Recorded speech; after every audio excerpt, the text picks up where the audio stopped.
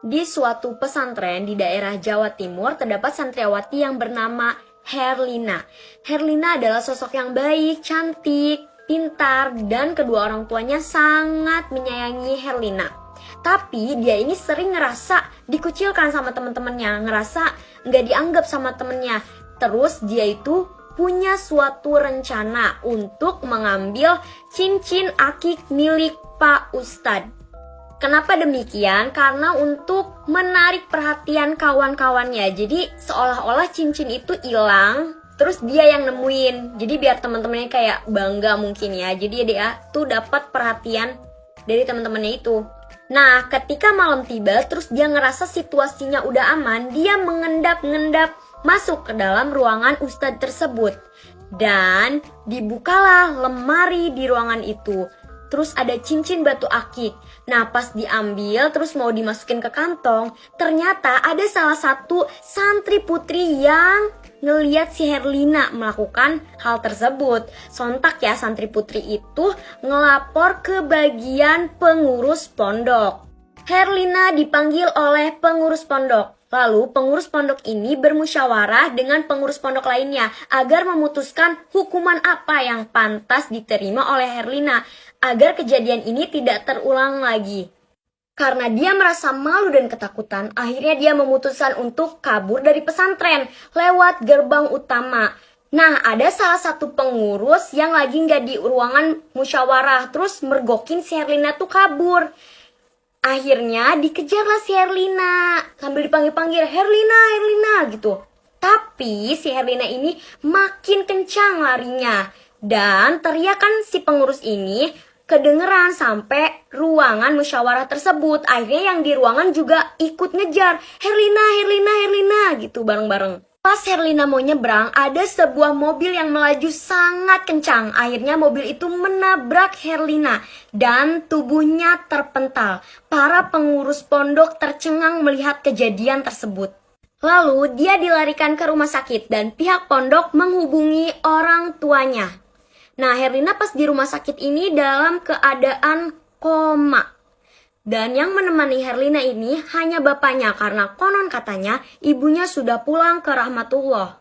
Singkat cerita, bapaknya pergi ke pesantren untuk meminta maaf kepada pihak pesantren dan mengambil barang-barang Herlina. Dan pihak pesantren menjawab bahwa mereka sudah memaafkan Herlina.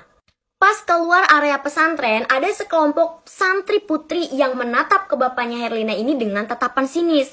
Gimana sih kalau misalnya lagi viral-viralnya di pesantren terus banyak yang ngomongin? Bapak pun kembali ke rumah sakit dengan perasaan marah dan kecewa. Dan sesampainya di rumah sakit, beliau telah melihat seluruh tubuh anaknya ditutupi oleh kain, alias Herlina sudah meninggal dunia.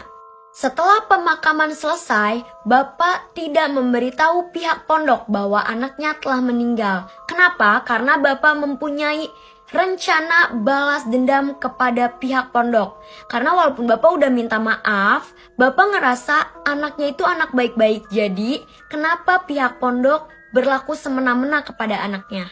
Bapak pergi ke dukun dan meminta agar arwah anaknya dibangkitkan kembali. Lalu, sang dukun menyanggupi dengan syarat bahwa setiap malam Jumat Kliwon, hantu tersebut harus diberi minum darah. Herlina berhasil kembali lagi ke pondok. Dan ketika Herlina kembali ke pondok, ada kejadian aneh yang terjadi di pesantren.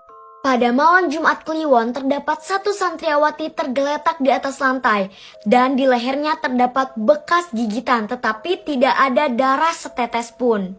Selain itu, banyak santriawati yang kehilangan barangnya. Pihak pondok meningkatkan keamanan di pondok, jadi mereka nggak ada yang tahu kalau ini tuh ulah hantu bukan ulah manusia. Setelah keamanan ditingkatkan kembali, tetap memakan korban jiwa. Dan sekarang yang meninggal itu adalah Pak Ustadz yang mempunyai cincin akik tersebut.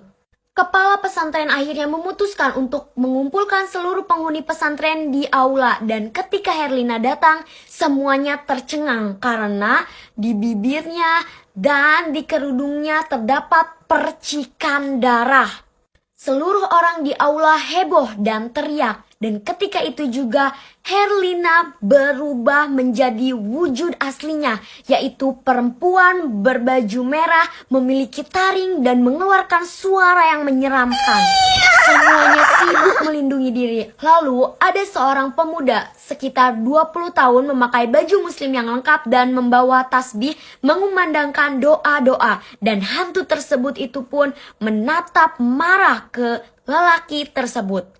Dan setelah doanya selesai, tasbih tersebut diputuskan dan dilemparkan kepada hantu tersebut. Suara tawa yang menyeramkan berubah menjadi suara rintihan yang kesakitan. Dan hantu itu pun terbakar mengitari aula tersebut lalu menghilang. Jadi emang cerita hantu Herlina ini udah banyak versinya. Nah kalau ada yang kurang dari cerita aku, boleh kalian tambahin di kolom komentar. Dan kalau kalian punya cerita horor juga, boleh DM atau join grup Telegram aku.